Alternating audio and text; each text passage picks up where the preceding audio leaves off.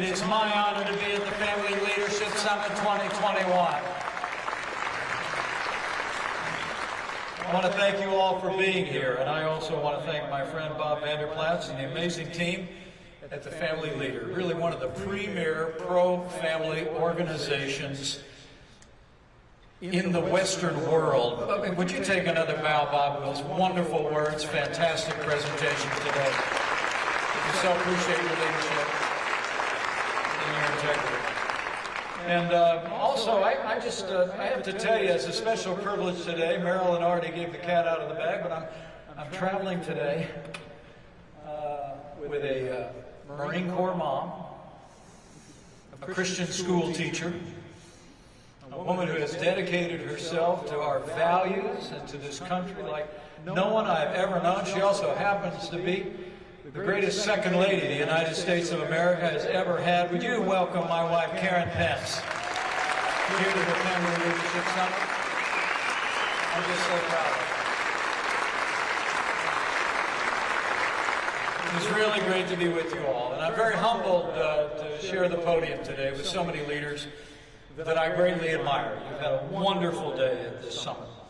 And I also want to extend, I know he may be watching from afar over video. I think Joel Rosenberg has one of the most clarion pens in the world and articulates a Christian worldview as very few others do. And I know, Joel, to you and Jacob, I know you're on the hearts and prayers of everyone here. But let's show Joel Rosenberg how much we appreciate him making a long journey for all you do. Let me also add Karen and my love and support and voice of gratitude to Lynn Freeze and the whole Freeze family. I mean, Foster Freeze took an enthusiastic interest in my career long before he should have. But like so many of you here, like Bob and I were chatting yesterday, Foster Freeze, his generosity, his optimism, his vision, his faith, I believe will inspire generations of Americans. And to Lynn, to Steve, to the whole Freeze family, thank you for sharing Foster Freeze with the world. And finally, let me just thank all of you. I know there are many men and women who serve in full-time ministry who are here. And I can assure you that I truly believe, as others at this podium today believe, that there's no podium that we will ever speak at that will be more important than the pulpits that you speak from. So thank you for your ministries. Thank you for pouring your lives and your faith into your countrymen here in Iowa. God bless you all. I really came here today for two reasons. Number one, on behalf of my wife and my family, we came to say thank you. The Bible says if you owe debts, pay debts. If honor, then honor. If respect, then respect. And I must tell you that the support of the people of Iowa, and most especially the prayers of the faithful in this state and around the country, have sustained us through all of our years of public service and over the last 4 years. The sweetest words I ever heard when I was out traveling the country were when people would reach across a rope line like they did today when I was in western Iowa and just say, I'm praying for you. And so I just want to thank you. Thank you for the privilege of serving as your vice president. It was the greatest honor of my life.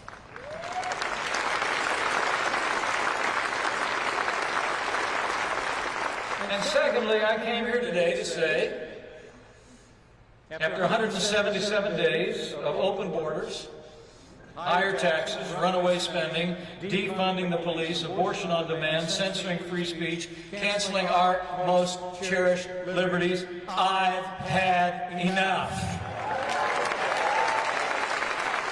And the time has come for every American dedicated to faith and freedom to stand up and fight back against the agenda of the radical left.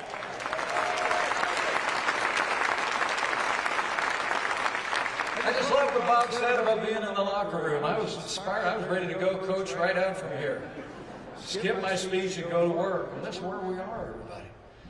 You look at the agenda of the Biden-Harris administration and the damage they've done to this country in such a short period of time. We know what our job is. But you know, over the past 4 years, as Republicans, we showed what you can accomplish if you stand firm on conservative principles and don't back down. It's amazing to think all that we accomplished over the past 48 months. Lowest unemployment, highest household income, the most energy production, the most pro-American trade deals, the most secure border, and the strongest military in the history of the world. In 4 short years, we made America greater than ever before.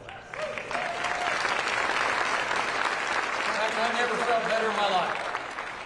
I know it's a challenging time with a Democrat House and Senate, Democrat administration. It kind of reminds me of a story President Reagan used to love to tell. Story of a farmer who decided it was time to take the cow to market, so he loaded the cow in the back of the truck. His dog jumped in the cab and they drove into town. Apparently along the way at an intersection there was an accident, and the truck and the farmer and the cow, they all went everywhere. And as these things go, the farmer recovered from the injuries, but he was in court, and he was there in the dock being questioned by the attorney for the other driver who had struck him. And the attorney for the other driver came up to him and he said, "Sir, would you care to describe the circumstance here?" He said, "Yeah." He said, "That fella hit me coming through the intersection." And he said, "Me and the cow went into one ditch, and the dog and the truck went in the other, and it was a terrible mess." And he said, "But sir, isn't it true that at the time of the accident, the police officer asked you how you were feeling, and you said, you never felt better in your life?" And he said, "Yes, sir, I reckon I did." He said, "No further questions." Now, his own attorney got up in what you lawyers call redirect. He stood up and he said, "Would you care to explain the circumstances?" He said, "Yeah, I reckon I would." He said, "I was driving down the road, and this guy just blew right through the intersection, and big old mess. By the time I woke up," he said, "the sheriff was standing there.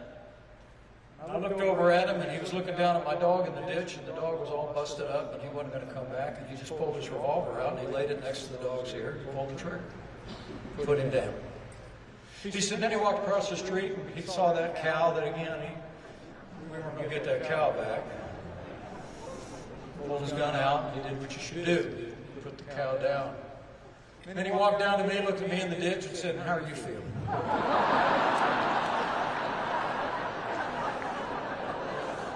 And I said, "I've never felt better in my life."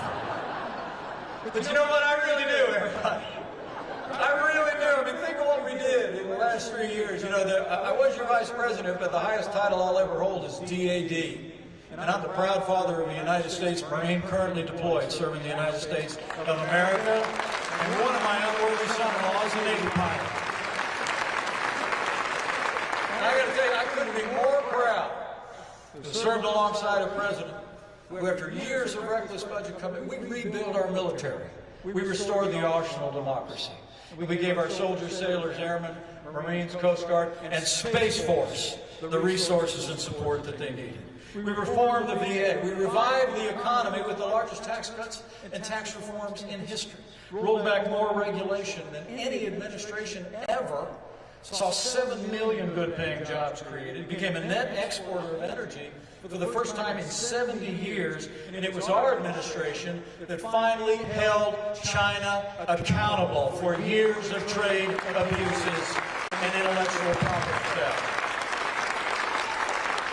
The steps we took on the border actually reduced illegal immigration by 90% in the face of the worst pandemic in a century. We launched the greatest national mobilization since World War II, and on the day we left office, we were vaccinating 1 million Americans a day. You know, I'll always be proud of how the American people responded, especially our healthcare providers, in the course of the last year and a half.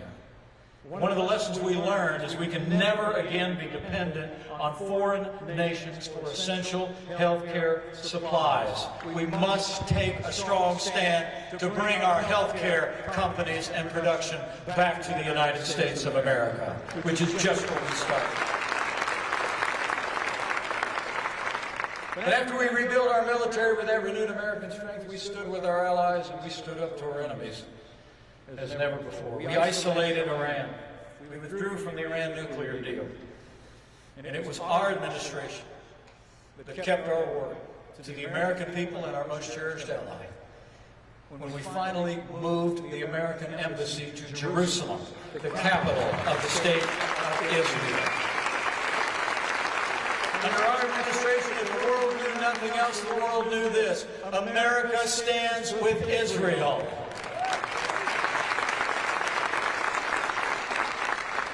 And closer to home, we stood up for all the timeless values that the family leader's been championing all throughout its history. We appointed more than 300 conservatives to our federal courts at every level, including Justice Neil Gorsuch, Justice Brett Kavanaugh, and how about Justice Amy Coney Barrett? Isn't she something? And I'd say that if she wasn't from Indiana, okay? Just saying. And every single day we stood for all the God-given liberties enshrined in our Constitution. You know, I'll never forget, it was a couple days before I was going to speak to a banquet about this size that gathers in Washington, D.C. every year, focused on the persecuted Christian church around the world. We started to do some research, and we had heard from people doing missions that the tens of millions of dollars we were sending to the United Nations were not making their way to rebuilding Christian communities and religious minority communities in areas that had been decimated by ISIS. The UN was directing those to larger populations, building community centers and mosques and the like. I'll never forget, I picked up the phone one night and I called the president. I told him, you know, we're running this money through the UN. And he said, well, what could we do about it? And I said, well, you know, we could just fund these religious organizations directly and they can rebuild Christian communities. And President Donald Trump said, do it. And before we left office, $110 million to the Nineveh Plain to stand with the persecuted church and rebuild Christian communities.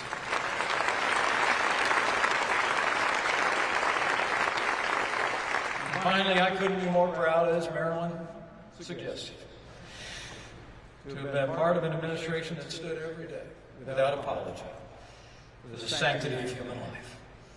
From the very first day of our administration, we reinstated the Mexico City policy to make sure that abortions would not be funded or promoted with tax dollars around the world. We cut funding to the United Nations Populations Fund, and I had the privilege of being the first vice president in history to address the National March for Life on the National Mall in Washington, D.C. with my wife Karen and my son.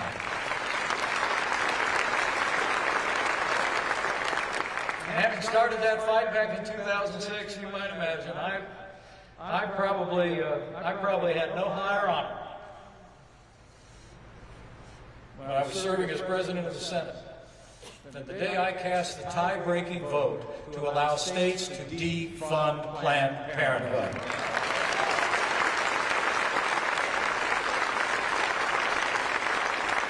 With your support, with your prayers, in 4 short years we made history. We made a difference. We made America greater than ever before. But how times have changed. In just 177 days, the Biden-Harris administration has unleashed a tidal wave of left-wing policies that threaten to wipe out all the progress that we made for American families and American values. I mean, Democrats have moved so fast to move their liberal agenda, sometimes I feel like the left hand doesn't know what the far left hand is doing. But seriously, President Biden, think about it. Launched an explosion of runaway spending to the tune of $6 trillion and counting. Proposed a budget this week that would be the largest spending increase in American history. They're calling for the largest tax increase in 50 years. Their policies have already resulted in the highest inflation in 13 years in the United States. Now, while they're spending all this money, they announced plans to cut military spending. As I said earlier this week, at a time that China's increasing their military spending by 7%. Over the last 2 decades, they've increased their spending by 600%.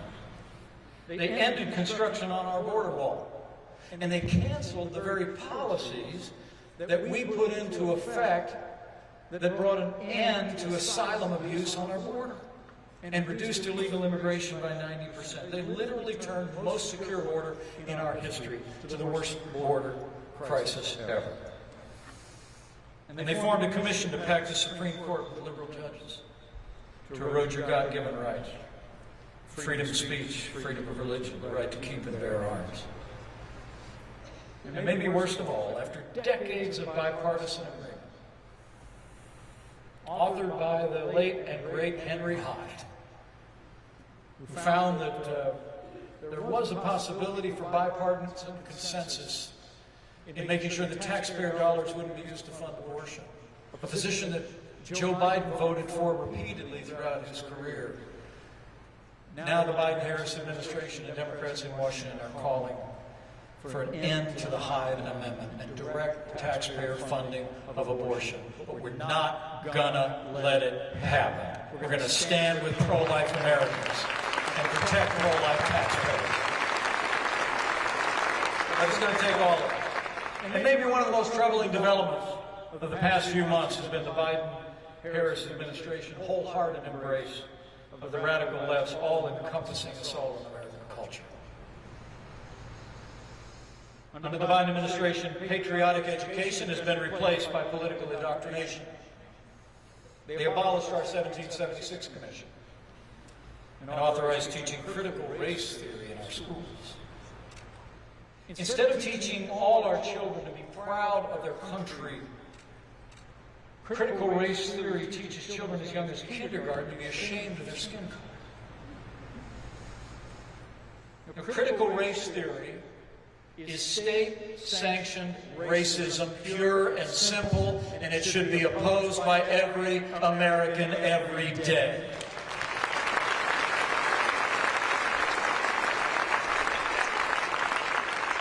And it's far past time to discard the left-wing reflex to find systemic racism in every institution in the country. My friend Senator Tim Scott probably said it best on the national stage. And after traveling as your vice president to virtually every state in the union, meeting Americans from every walk of life, I can tell you, America is not a racist country. America is the most just, noble, and inclusive nation ever to exist on the face of the earth.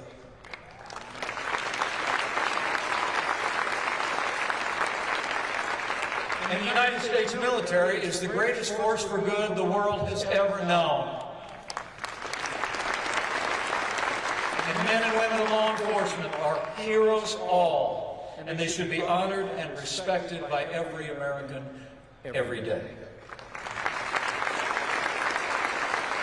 You know, at the Republican National Convention at Fort McHenry, where Old Glory flew, the flag, Star-Spangled Banner was inspired.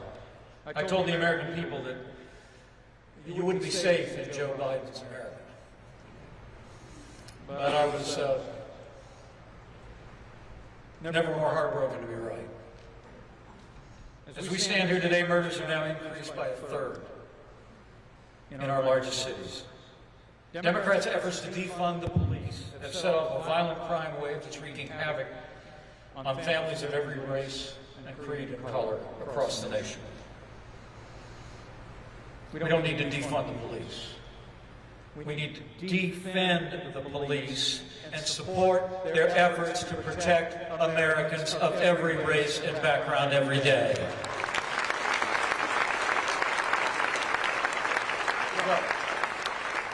In 2020, Joe Biden campaigned as moderate. I mean, if you called that campaigning. He's governed as the most liberal president ever.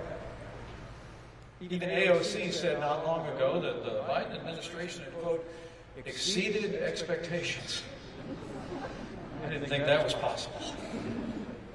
Men and women of the family leader, I came here today to tell you that we still have the winning agenda. We still have the agenda that will fire the imagination of the American people.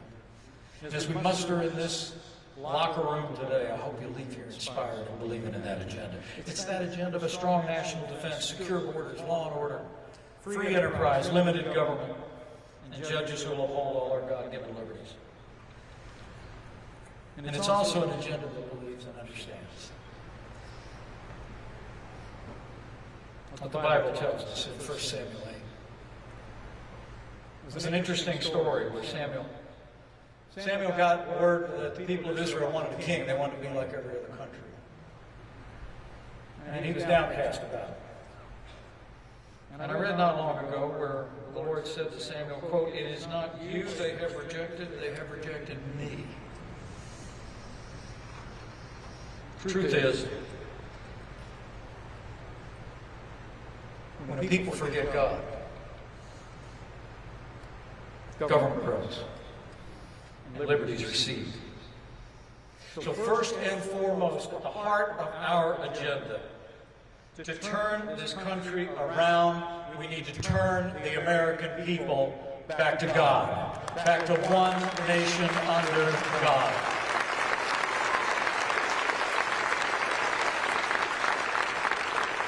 Ronald Reagan said it best. He said, if we ever forget we're one nation under God, we'll be a nation gone under. All you need to look at is some of the chaos and melees. Torn asunder some of our cities, torn asunder our families.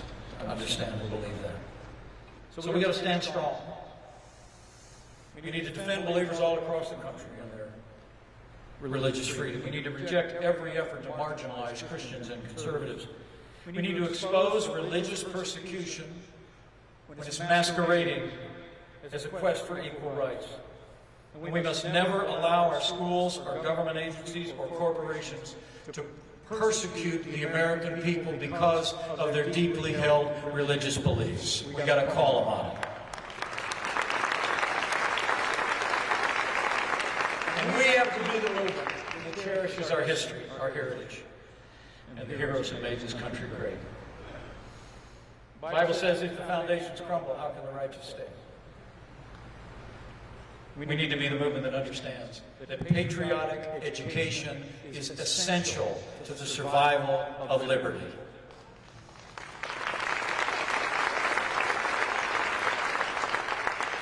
Add to that an unapologetic stand for the sanctity of life, and you have the winning agenda. I mean, the truth is, I understand the disappointment in last November's election. You might remember I was on the ballot. Truth is, even on election day, we had 15 seats in the House of Representatives with that agenda. We grew majorities in state houses around the country. Some great victories. I was just with Marinette Miller Meeks. I called her Landslide Miller Meeks today. Pulled off a great victory. You could give her a round of applause. She did great. This is a winning agenda. It's an agenda that will unite our movement and will win back America. Now, why am I so confident? Well, a couple of reasons. Then I'll let you get to your evening. First and foremost, because we've seen this movie before. Okay? I was in the Congress, Marilyn. Already told you that. I served in Congress for 12 years. It seemed longer. But I was there in 2010. Now let me describe it to you if some of you are too young to remember. In 2010, we had a new Democrat administration in the White House that the media was fawning over on a regular basis. We had a Democrat majority in the United States Senate, and Nancy Pelosi was Speaker of the House. But as Republicans, we thought if we came together around an unapologetic conservative agenda, and we carried that agenda to the American people, we could win back the House. And come Election Day, November 2010, we won 63 seats in the United States House of Representatives and retired Nancy Pelosi. We won back the Senate 2 years later. We won back the White House 2 years after that. And we're going to do it all again in the next 3.5 years. But it's going to take all of us to do it. So buckle up. I mean, the truth is, we've been through a lot in the last year.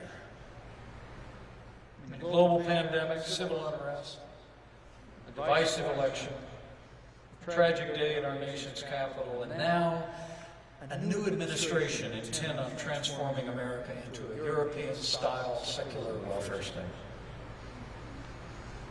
It's an easy time to get a little down.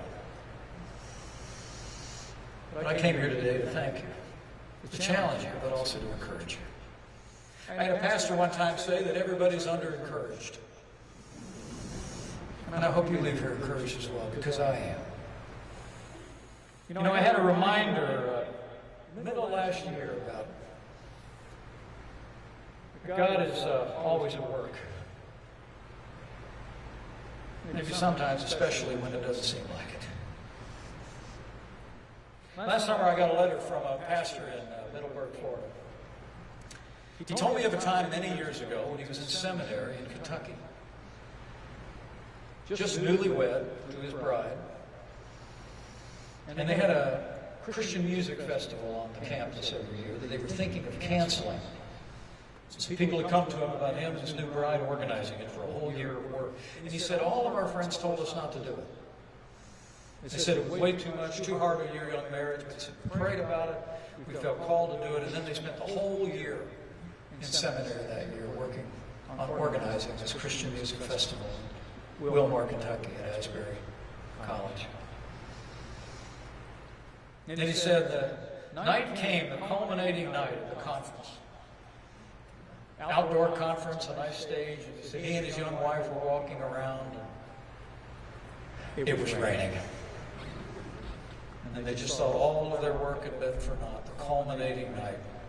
And broken up by the rain, they thought. But then in his letter he wrote to me, that's because I didn't know that a future vice president of the United States would be giving his life to Jesus Christ that night. He said, I cannot write that without tears, and I can't recite it to you without emotion. Because I remember that night, sitting on that hillside. It was raining. But it was like I heard for the first time the words that I'd heard so many times in my life.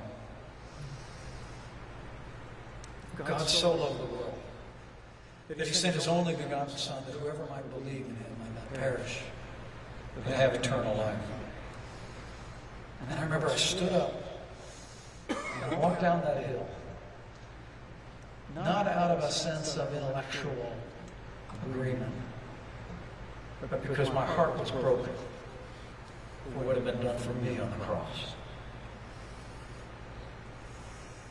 Karen and I met that pastor and his wife on a trip to Florida just not long after that. And I told him, now I know who else to thank for that night so long ago on a rainy hillside. It's made all the difference in my life. So even when you think he's not working, God is at work. And we ought to enter this challenging time with that confidence and faith. We ought to keep the faith in the founders of this country, in the timeless wisdom of the Declaration and the Constitution. We need to be the movement that keeps our oath even when it hurts. We need to be the party and the movement of the Constitution and the ideals of the Declaration of Independence and rededicate ourselves to those American ideals as never before. Secondly, we need to keep faith with 74 million people who knew we could be strong again, who knew we could be prosperous again, who knew how quickly things could change with the right leadership at both ends of Pennsylvania Avenue and in state houses and legislatures around America, and acted on it. And finally, we need to keep faith in him who has ever been with the American people since the Pilgrims first stepped off on the Plymouth Rock, since this great state was carved out of the wilderness, who's with us still today, who says, I know the plans I have for you. Plans to prosper you, but not to harm you. Plans to give you a hope and a future. My fellow Americans here at the Family Leader, I believe that if we will keep the faith, keep the faith in our highest ideals, keep faith in the American people, and renew our trust in him, there's a future and a hope far beyond anything we could ask or imagine. Because God is not done with America yet. And the best days for this one nation under God, indivisible, with liberty and justice for all, is yet to come. Thank you all very much. Thank you for your stand. Thank you for your integrity. God bless you and God bless America.